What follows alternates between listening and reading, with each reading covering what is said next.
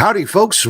Welcome to Mental Health Monday. My name is Kenneth Thomas, and on Mondays, I come here live to discuss a lot of different aspects to mental health and things that we can, the journey that I'm on, the things that I struggle with, and different kinds of things that are helpful for dealing with the struggles and challenges we find in it.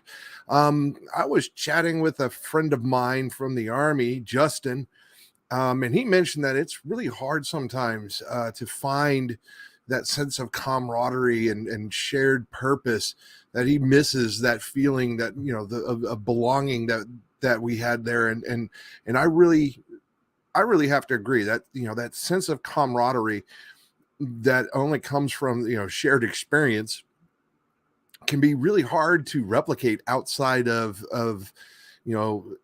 circumstances like that you would find in the military. And a lot of what I have found since leaving the military, that sense of shared purpose just isn't there the same way that it was when I was in the military. Now, I am thankful that I have found a group of people that I work with and involved with. Actually, I found several different groups, and they have really kind of helped, fill that void that was missing. One of those groups is the VFW. And these are people that have been through similar circumstances.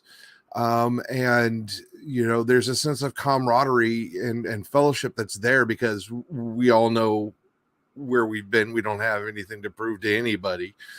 And we can, I really feel like I can be myself and I can let my guard down, which is very hard to do in a lot of other circumstances. And then the other place that I have found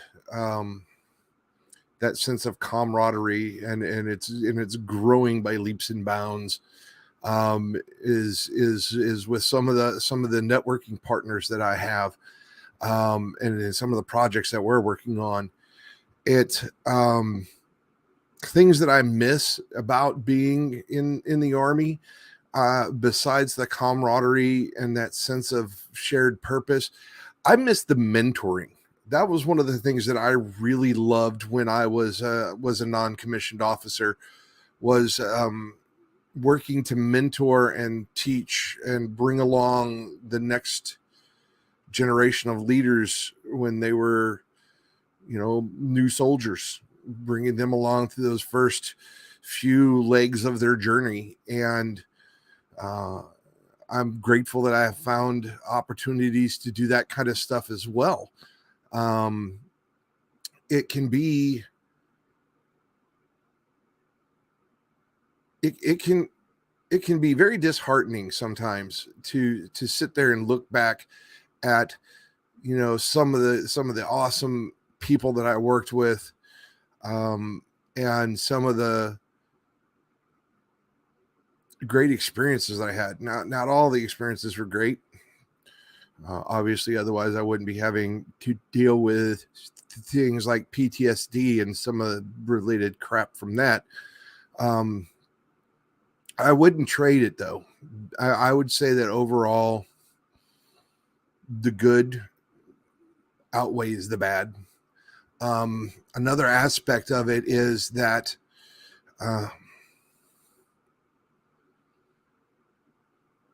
getting to see the development, as I stay connected with some of the soldiers that are now NCOs, and in fact some of them are senior NCOs, getting to see them succeed and moving on and the leaders that they have become, it makes me feel awesome. It makes me feel good because it means that I made a contribution to their lives and the lives of the soldiers they now lead. And so it's one of those things where you realize the magnitude of the impact that you can have. I impacted, say, five soldiers, and in turn they will impact five, who can each impact five, who can each impact five. And it really goes to show that when you belong to those kinds of organizations that allow you to make those kind of contributions and to make that kind of an impact, the impact you have can be felt long after you're gone because of the impressions you made. And they may not know your name, they may not know the stories, but the impact will still live on. I remember a couple of soldiers talking to me once they became NCOs, and they were like, Sergeant, I don't know how you didn't kill me when I was a soldier. The crap that I put you through and the stuff that I'm dealing with now, I don't know how you put up with it. I was like, well, you do. And how you pay me back is you put up with it and you teach these young troops and help them to grow up. And eventually they're going to get that back, reach out to you when they pin on those sergeant stripes and go, Sergeant, I don't know how you didn't kill me.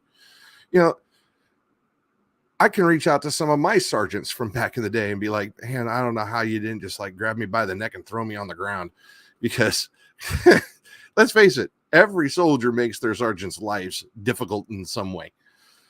And growing and becoming the leaders that they are mentoring us to be is how we pay them back. And that's how we as leaders pay back the organization. The whole purpose is to improve the organization and to accomplish the mission. And, that sense of purpose, that sense of commitment, it can be found outside of things like the military. It can be hard. Like I was chatting with my friend Justin, he was saying, you eventually find people that show you their true colors. And I'm like, yeah, well, when you find out who you really can count on and that kind of stuff, and you just cut sling load on the people that are just trying to drag you down. And for those of you who don't know, sling load is a term that we use for air assault operations. It's when you have something hung up underneath the helicopter. We used to do that with our field artillery pieces in the 101st. That was part of what we did. And cutting sling load means that, you're dropping whatever is loaded up on the sling underneath the helicopter. And it could be because something's going wrong. You need to release that weight so that it doesn't bring the helicopter down. Or it could be just, you've set the piece down on the ground. So now you can drop the sling and let that fall so that we can get the gun in service. But usually when the term you use cut sling load, usually that's more of a derogatory term where we're talking about getting rid of the dead weight.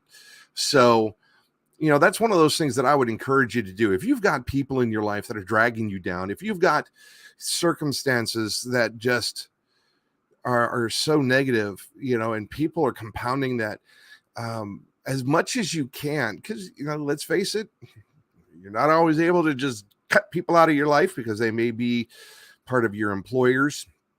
They may be, family. Now, I will say that you can cut family out, but it needs to be a carefully thought out decision. And if your place of work is making you that miserable and the people are making you that miserable, I encourage you to look for something else. Now, I don't encourage you to leave until you have figured something else out, and that something else is going to be bringing you in the income that you need, because you have responsibilities that you need to take care of. So don't put yourself in a bad situation if you can avoid doing so. But sometimes you just got to cut sling load. You just got to drop those things that are dragging you down. And, it's a big challenge sometimes. Hi, Terry. But, it's important to set those boundaries for ourselves as well. I try to find the people that bring positivity into my life, that help me hold on when I'm battling my demons and that kind of thing. And those are the people that I choose to keep around. Those are the people I choose to associate with most. And, there are always going to be people out there that are going to be telling you, oh, you can't, you'll never be a success, blah, blah, blah, blah, blah. Piss on you and go yourself, Yeah, you could. That's true, Terry. Terry says that you can. Terry says that you can love certain people from afar. Well, this is true. Some of them I prefer to keep as far as possible. Like on the other side of the planet. I have people that I am related to that I have absolutely cut out of my life, and I will have absolutely nothing to do with them. The world could be ending. They could be, we could be the last stronghold, holdout, refuge for humanity. They could show up at my door, and I'd beat them with a pistol and tell them to get to stepping. You have to really work to get to that level with me. And they did. And they firmly believe they have done no wrong and that, everything's fine. No, everything's not fine. You can piss off, where you see evil, speak out against it and give your enemies no peace. That is one of the things that I strive to live by. But anyway, before I get off on my high horse here, I just want to say that when you find a group of people that give you that sense of camaraderie and that sense of shared purpose, grab onto it, because that can be really hard to find. It can be hard to find in the military too, because sometimes you can end up with a whole unit full of people where it's really just a group of people that are stuck together. I'm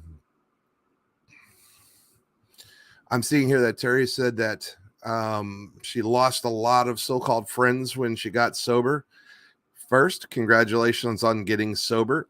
I know how much of a challenge that can be. I've dealt with addiction issues myself. And I'm glad to hear that you now have a strong inner circle. That is fantastic.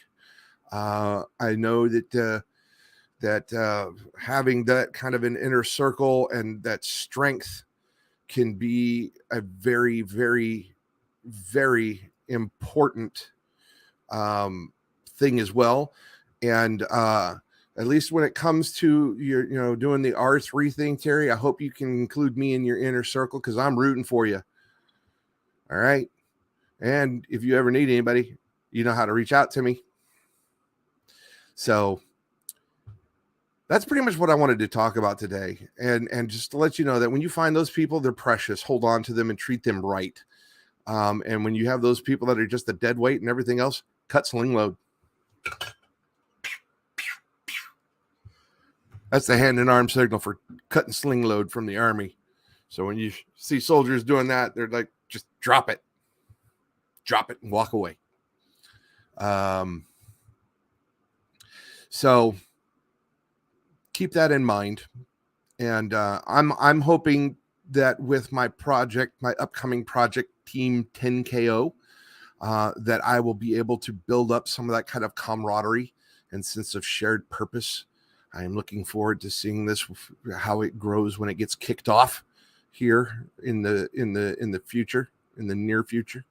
Yeah, so it's going to be kind of exciting. Well, anyway, folks, that's what I kind of wanted to cover today. So if you're seeing this on Facebook, please give me a like and a follow. And, by all means, I love, well, Bradley, I will talk to you about Team 10KO here in a little bit. And if you're seeing this on YouTube, go ahead and like and subscribe, because that way you guys will know when I'm getting those, when I'm doing these lives. And I typically come live around noon Central Time, Monday through Thursday. Although this week the schedule is going to be a little bit different, so stay tuned on my channel. You will be getting little heads up I want to say it's going to be around 10:30 on Wednesday.